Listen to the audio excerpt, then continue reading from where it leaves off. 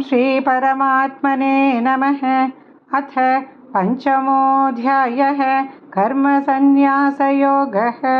अर्जुन उवाच सन्न्यासं कर्मणां कृष्ण पुनर्योगं च शंससि यच्छ्रेययेतयोरेकं तन्मे ब्रूहि सुनिश्चितम्। श्रीभगवानुवाच सन्न्यासः कर्मयोगश्च निःश्रेयसकरावुभौ तयोस्तु कर्मसन्न्यासात् कर्मयोगो विशिष्यते। ज्ञेयः स नित्यसन्न्यासी यो न द्वेष्टि न काङ्क्षति निर्द्वन्द्वो हि महाबाहो सुखं बन्धात् प्रमुच्यते। साङ्ख्ययोगौ पृथक् बालाः प्रवदन्ति न पण्डिताः एकमप्यास्थितः सम्यग् उभयोर्विन्दते फलम्। यत्साङ्ख्यो प्राप्यते स्नानं तद्योगैरपि गम्यते। एकं साङ्ख्यं च योगं च यः पश्यति स पश्यति। सन्न्यासस्तु महाबाहो दुःखमाप्तुमयोगतः योगयुक्तो मुनिर्ब्रह्मा न चिरेणाधिगच्छति। योगयुक्तो विशुद्धात्मा विजितात्मा जितेन्द्रियः सर्वभूतात्मभूतात्मा कुर्वन्नपि न लिप्यते। नैव किञ्चित् करोमीति युक्तो मन्येत तत्त्ववित्। पश्यन् शृण्वन् स्पृशन् जिघ्रन् अश्रन् गच्छन् स्वपन् श्वसन् प्रलपन् विसृजन् गृह्णन् उन्मिषन् न पिच्छन्नपि इन्द्रियाणीन्द्रियार्थेषु वर्तन्त इति धारयन् ब्रह्मण्याधाय कर्माणि सङ्गं त्यक्त्वा करोति यः लिप्यते न स पापेन पद्मपत्रमिवाम्भसा। कायेन मनसा बुद्ध्या केवलैरिन्द्रियैरपि योगिनः कर्म कुर्वन्ति सङ्गं त्यक्त्वात्मशुद्धये। युक्तः कर्मफलं त्यक्त्वा शान्तिमाप्नोति नैष्ठिकीम्। अयुक्तः कामकारेण फले सक्तो निबध्यते। सर्वकर्माणि मनसा सन्न्यस्यास्ते सुखं वशी। नवद्वारे पुरे देहि नैव कुर्वन्न कारयन् न कर्तृत्वं न कर्माणि लोकस्य सृजति प्रभुः। न कर्मफलसंयोगं स्वभावस्थो प्रवर्तते। नादत्ते कस्यचित् पापं न चैव सुकृतं विभुः। अज्ञानेनावृतं ज्ञानं तेन मुह्यन्ति जन्तवः।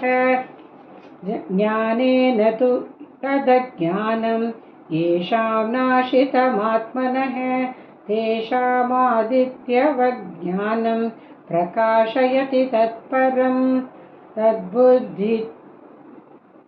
तद्बुद्धयस्तथात्मानः तन्निष्ठास्तत्परायणाः गच्छन्त्य पुनरावृत्तिं ज्ञाननिर्धूतकल्मषाः।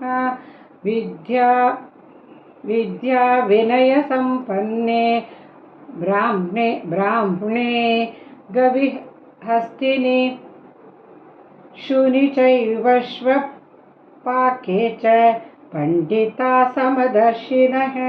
इहैव तैर्जितः सर्गाः येषां साम्ये स्थितं मनः। निर्दोषं हि समं ब्रह्म तस्माद् ब्रह्माणि ते स्थिताः। न प्रहृष्येत् प्रप्रियं प्राप्य नोद्विजेत् प्राप्य चाप्रियं स्थिरबुद्धिरसम्मूढः विद्ब्रह्मणि स्थितः।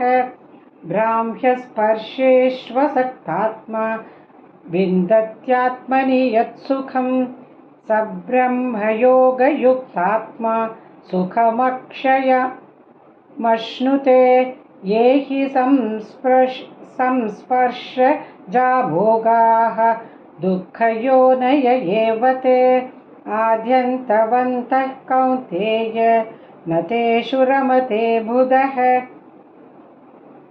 शक्नोतीहैव यः सोढुं प्राक्शरीरविमोक्षणात् कामक्रोधोद्भवं वेगं स युक्तः स सुखी नरः योऽन्तरः सुखोऽन्तरारामः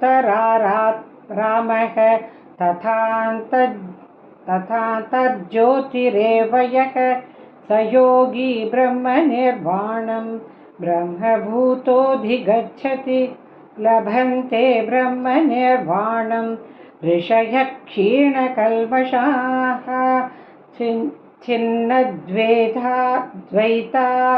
यथात्मानः सर्वभूतहिते रताः कामक्रोधवियुक्तानां यतीनां यतचेतसाम् अभितो ब्रह्मनिर्वाणं वर्तते विदितात्मनां स्पर्शान् कृत्वा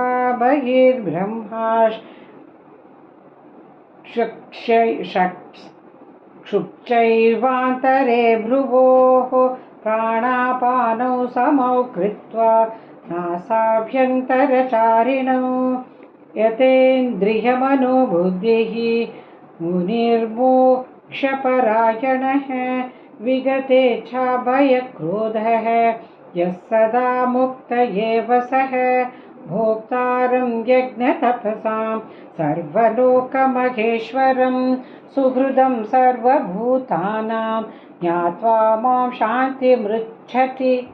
ॐ तत्सदिति श्रीमद्भगवद्गीतासु उपनिषत्सु ब्रह्मविद्यायां योगशास्त्रे श्रीकृष्णार्जुनसंवादे कर्मसन्न्यासयोगो नाम पञ्चमोऽध्यायः। सर्वधर्मान् परित्यज्य मामेकं शरणं व्रज अहं त्वा सर्वपापेभ्यः मोक्षयिष्यामि मा शुचः।